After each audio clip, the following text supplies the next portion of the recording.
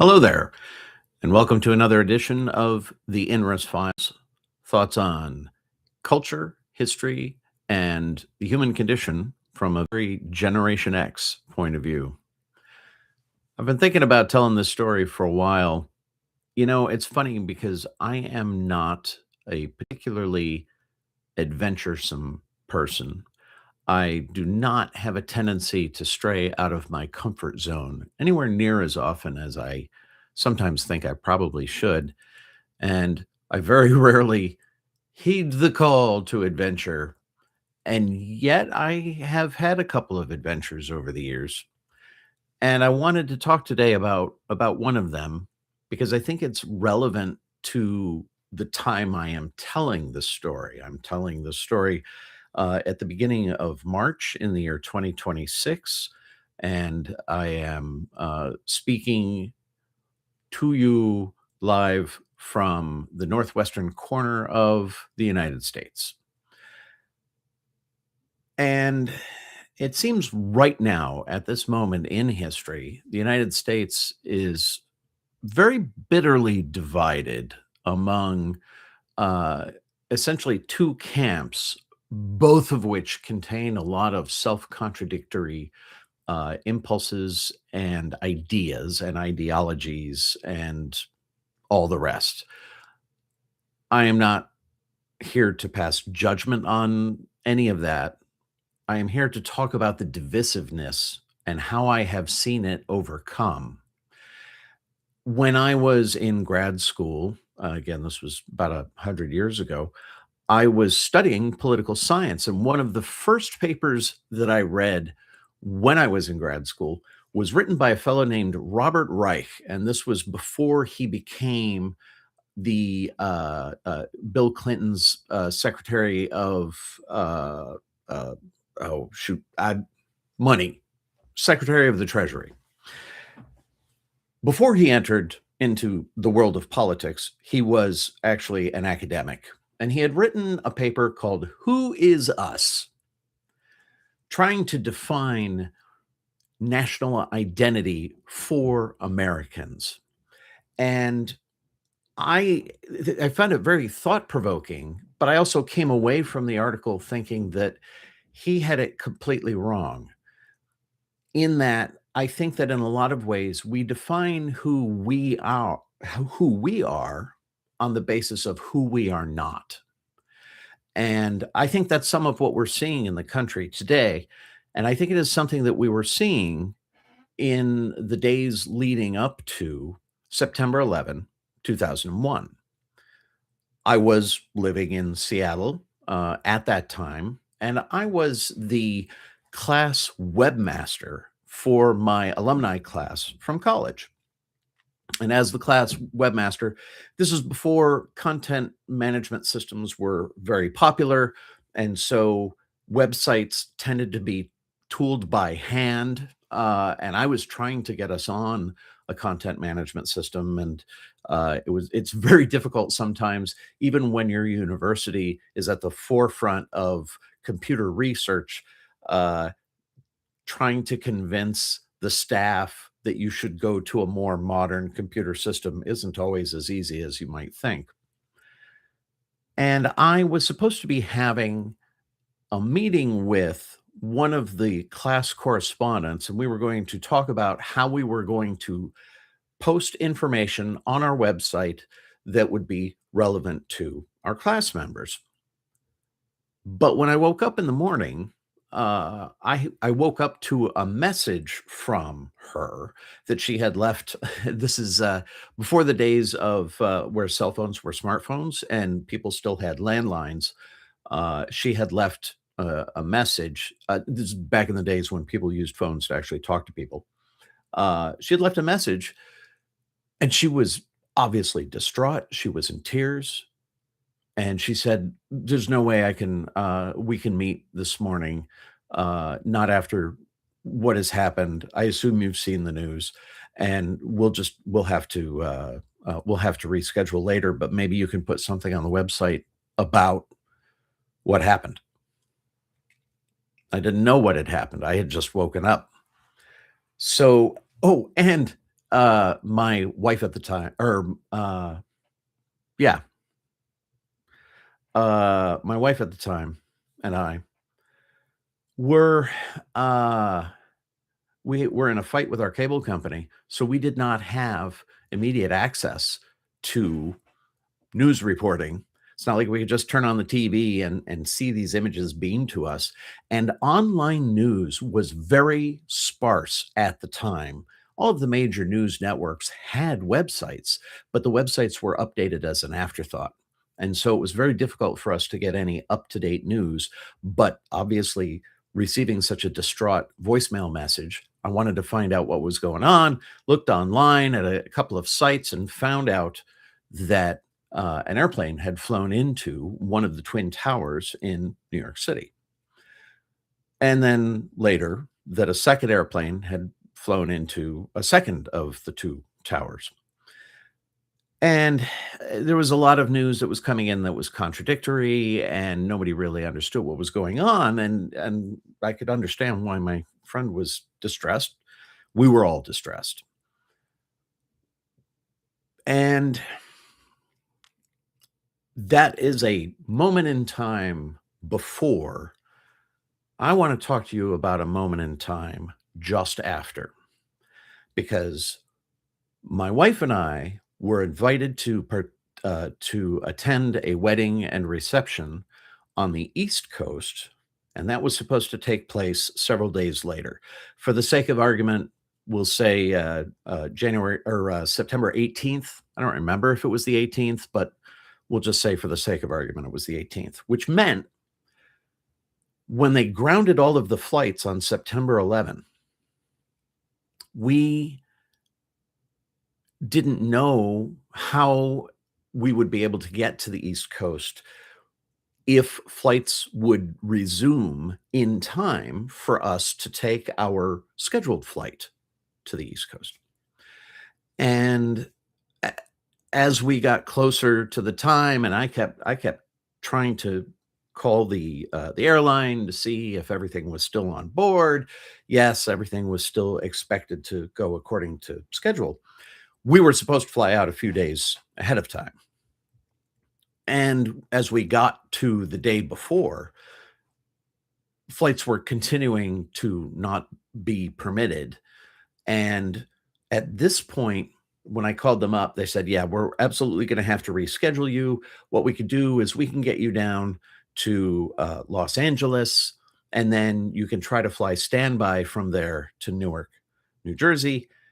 And I'm like, "Oh, so I could fly, I don't know, 1,000, 1,500 miles away, be no closer to my destination, but hope that I can fly standby to my destination. And if not, now I'm stranded 1,500 miles away from my house." I didn't think that was a very good option, and had pretty much resigned myself to the idea that uh, we were going to have to cancel. However, I was supposed to be in the wedding party, and we also knew that everybody else was affected. Everybody else's travel plans were affected, and we didn't want our friends to get married with a sparse group of people there. In addition to my wife and I, we also had a very dear friend of mine in the area who had also been invited to the wedding because I had introduced him to the groom, and they got along very, very well. So this friend of mine, who, by the way, also has a channel here on YouTube, Tommy Carlo. Tommy said, I've got this app, Streets and Trips, that you can run on a PC, and it says it's plotted out a route from here to where the wedding is supposed to be held, and it looks like it'll take us about 40 hours of driving. And so, even if you add a couple of hours to stop for gas and bathroom breaks and food and that sort of thing, we could conceivably still arrive in time to check into our hotel, take a shower, and then attend the wedding. As I say, I don't tend to be all that adventurous. I tend to have to be dragged into adventure, but the more I thought about it, the more I thought this actually seemed like a good idea. However, we only had a couple of hours to make a decision on this. My friend Tommy, in addition to having a laptop, he had when he bought this app, Streets and Trips, he also bought a little accessory that you could plug into a port in your laptop that had a GPS device on it. So we could actually track our progress as we went, and we would be able to reroute ourselves if we had to along the way. What a neat idea! All this modern technology, and we decided, you know what, we're gonna go for it. So we piled into my station wagon where there was lots of room to store all of our stuff. You know, did a mad dash for packing everything at the last minute, and then we get into my station wagon and we go. Now, you figure about 40 hours of driving. There's 3 adults. We're gonna be able to rotate drivers. So, since we were leaving and it was already evening, uh, as I recall, they were able to start napping at some point during the drive, while I was actually behind the wheel. And we were somewhere in Montana when we got pulled over.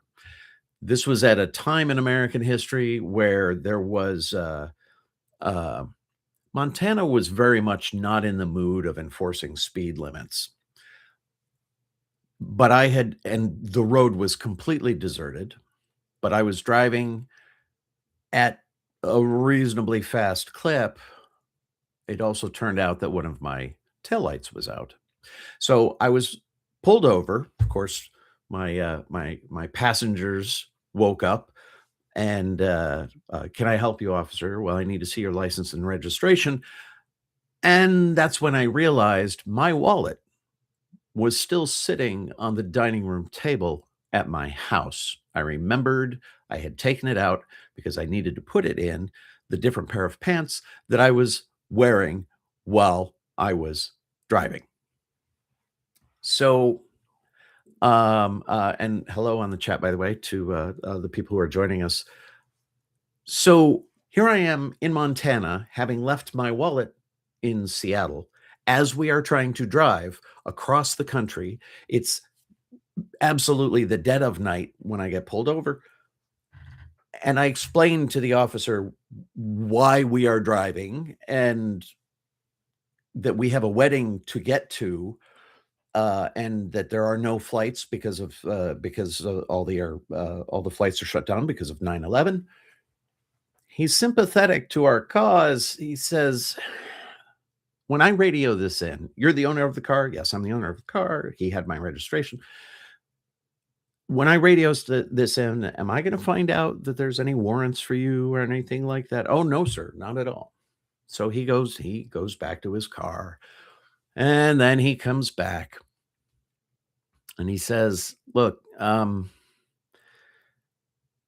gonna let you off with a warning here, but you're gonna have to make sure that you get that taillight looked at. And you're also gonna wanna be careful about driving without your driver's license." "Thank you, officer. Thank you, officer." And then we continued on our way. I will say, I think one of the reasons we got let off, in addition to the fact that I'm just such a charming fellow, probably had something to do with he was gonna have to write a lot more paperwork, if he had to, cite me for not bringing my driver's license. We continued on our way. Understand that at this point in American history, there w a the country was very bitterly divided between supporters of the Republican Party and supporters of the Democrat Party, and the reason for this, uh, every time in American history when elections are very, very close, and this isn't just true in the United States, this is true of human nature in general. This is true of football games. This is true of anything when the contest is really, really close. that's when people become the most bitterly divided over the results. And in the election of 2000, more votes had been cast for the Democratic candidate than the Republican candidate. But because of the way the electoral maps are drawn, the Republican candidate was awarded the election. There were court battles to try to sort this through, and it's a bigger mess than I have time to describe here. But as a result, you had members of one party saying that the president he shouldn't be president, and all the rest of this. And there was the economy was we were recovering from the dot-com bubble bursting, and there was also this sense of rural America really resenting urban America, and urban America really resenting rural America. Here we are driving in my foreign-made car. It was a Volkswagen, and uh, and we're just driving. We're driving eastbound on I-90. I've made this drive now 7 times in my life. I had made it several times before this particular trip. I had moved from Boston to Seattle, Seattle back to Boston, Boston back to Seattle. There was another reason for a trip, I can't remember. And then there was this trip. So we're heading along I-90, and we do not have time to really stop and chit chat, but we did notice as we were driving along something that I was not expecting to see. People had made signs from bed sheets, turning bed sheets into American flags with slogans like, "These colors don't run," and "United we stand," and "We will never forget." The United We Stand, those were the ones that really jumped out at me because I felt it.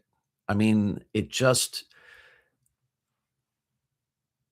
I don't know what I was expecting, but I wasn't expecting that sort of camaraderie, community, uh, to be so boldly displayed. Everywhere that we went, if anybody had any signs out at all, it was something along these lines. We would stop in a diner on the way, and we would talk to people, and everybody was just shell-shocked, even though it was a few days since the attack, or maybe because it was a few days since the attack, and we knew more, we knew that it was an attack, and there was definitely this feeling of we're all in it together. We are all brothers. We continued on our way, and I mentioned cell phones did exist, but they were actually used as phones. They were not used as computers. We had called a friend of ours who had also been invited to the wedding, who lived in Cleveland, Ohio, and asked if he was planning on going. Uh, and we told him about what we were doing, that we were making the drive all the way across the country. And he said, "Well, why don't you swing through Cleveland and pick me up?" Which was actually kind of a cool idea because if we stopped in Cleveland and picked him up, by that point, we would really benefit from having fresh a fresh driver to kind of bring it on home. I remember driving through Chicago, Illinois, and I think it was in the wee early hours of the morning in Chicago. And I don't remember in all of the other times I've driven uh, coast to coast, I don't ever remember Chicago's highways being that deserted.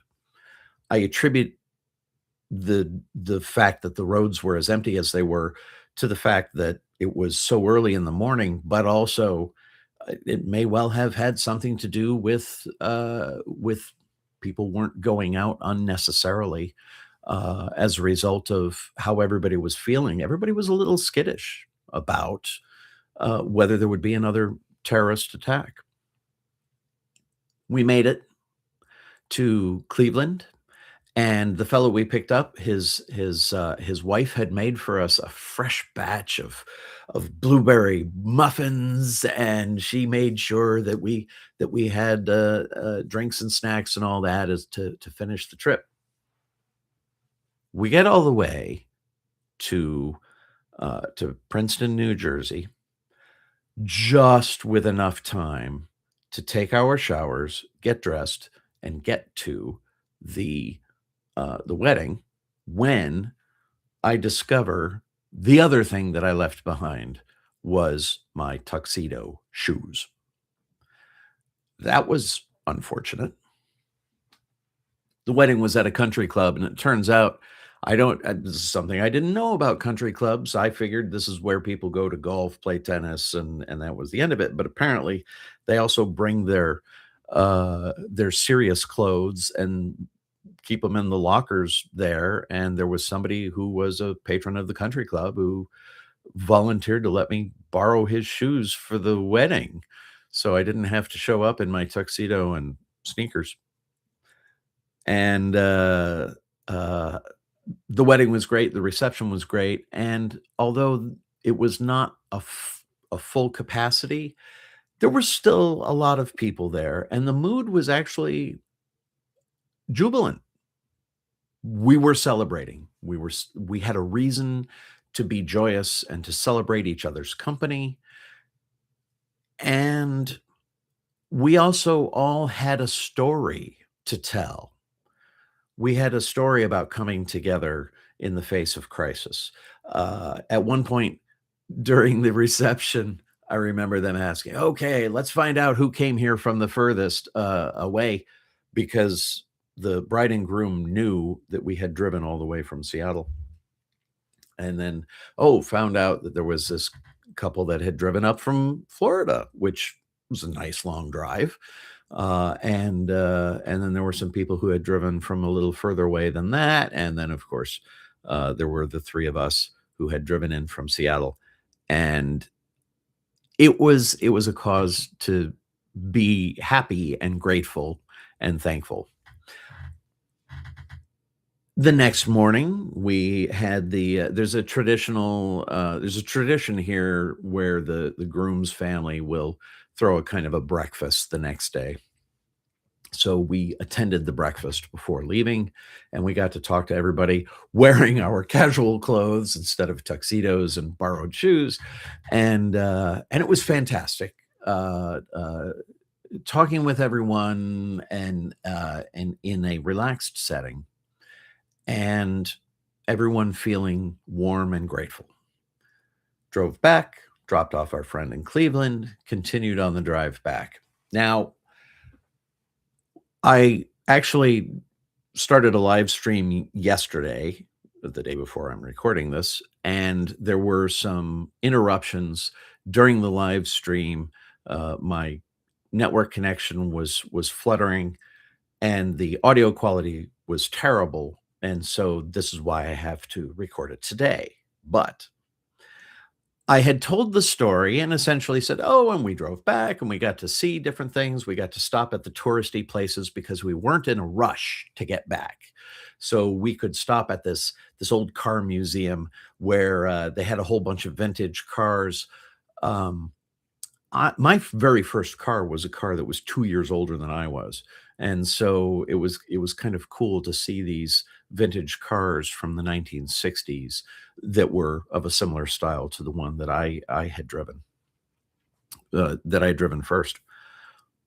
However, since yesterday's live stream, I talked with Tommy, and I told him that I was going to be that I had told the story uh, on my channel, and he mentioned how, yeah, and I will never forget that we never got to see Mount Rushmore, all because we stopped at 1880 Town. And I could hear the sort of, I mean, keep in mind, this is decades ago, and yet there was this sort of sense of, yeah, I'm still really annoyed about this on the way back. In South Dakota, there's one of the stops is 1880 town, and this is a lot of westerns are filmed in this. I don't want to say recreation. We could call it a ghost town or whatever, but it was. It is set up like an old western outpost, um, and I very much wanted to stop there, and I wanted to see it, and we spent a lot of time there, and we also wanted to stop at Mount Rushmore, and I we were all convinced we're gonna get to Mount Rushmore with plenty of time. Certainly, they don't close before 5 PM, and we're gonna get there before 5 PM, but it turned out it's September. We were visiting in the off season, and their offices closed at 3 PM, and we arrived after 3 PM, so we did not have a chance to get to see Mount Rushmore. It was a fact that I had forgotten to mention on yesterday's live stream, but Tommy remembered, and after he reminded me, it reminded me that, my now ex-wife had also mentioned this to me on more than one occasion, how how annoyed she was that she didn't get to see Mount Rushmore on that particular trip, and it was all because of 1880 Town. It was all because of me. She did eventually see Mount Rushmore, by the way. She took the kids on a vacation, a few years ago and had a chance to see it, and she made the point even then of telling them, "I wanted to see this before," but, uh, uh, anyway, for me, the trip was just value in and of itself to see everybody coming together, but it also kind of reinforced in me that idea, that I had formulated back when I was in grad school studying political science, and that idea of how do we identify ourselves? Do we identify ourselves because we have a common language, common cultural touchstones like books or movies or shows? Is it our religious traditions? Is it other traditions, the sort of tribal traditions that just naturally, evolve where you are, like in the United States, having a Thanksgiving feast, in the end of November, or in Canada, also having a Thanksgiving feast, but it's in a different month. I think it might be, I think it might be October, and forgive me, Canadians, if I misremember that. But what is it? What is it ultimately that makes us identify as us, as a community? After the Civil War in the United States, by the way, as an undergrad, I was a history major as well. After the Civil War in the United States, the the state capital for I think it was Missouri, but it might have been Mississippi, continued to fly the Confederate war flag over the Capitol building, along with the state flag. And that continued to be the case until World War II. The United States had been attacked on December 7th in 1941. Hope I'm getting my years right. And uh, and at that point, they let go of identifying as the rebels in the South, and they identified as Americans. Again, this idea of maybe who we define ourselves as has something to do with who we define ourselves as not. We had been attacked. We, the United States, had been attacked. I think many nations in the world actually sort of rallied around uh, uh, this idea, especially after September 11. There was this sense of we are all Americans. We have all been attacked at this time. I saw this happen again later. There was a bombing at the Boston Marathon some years later, and lots and lots of people who had nothing to do with Boston changed their social media profiles to say Boston strong, we were all for a little while Bostonians. There was a humor magazine in France called Charlie Hebdo that satired and lampooned everything. But then a group of people went in and shot up everybody in the office because they were offended by some of the satire that had appeared in the pages of Charlie Hebdo. And I remember soon after that had happened, a lot of people were again changing their social media avatars, or they were wearing shirts or pins or whatever that said, "I am Charlie Hebdo. We are Charlie Hebdo." I think these days not as many people remember Charlie Hebdo. I think these days maybe not so many people remember the whole being Boston strong. And for all of the flags that said, "We will not forget," for all of the unity that the United States appeared to feel at the time following September 11th, 2001, I think we have forgotten. I think the divisiveness has returned, and I think we need to do I think that there is hope in the idea that maybe we can find our common ground without having to identify ourselves as not necessarily a group of people who have attacked us.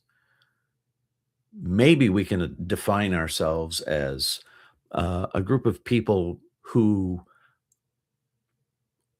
want to do better, want to be better, want to embrace a future that we can make that is brighter than the one that we are currently looking at. I don't have any prescriptions right now. It is a thought that occurs to me on the basis of having seen us come together once before. So, food for thought. I throw it out there. Thought I would tell you a story about one of my round trips from coast to coast. Uh, Not someone who seeks out adventure, and yet sometimes adventure is thrust upon me. I hope you found the story interesting. Maybe even it has given you some food for thought, and look forward to talking to you again next time. Thanks a lot. Take care.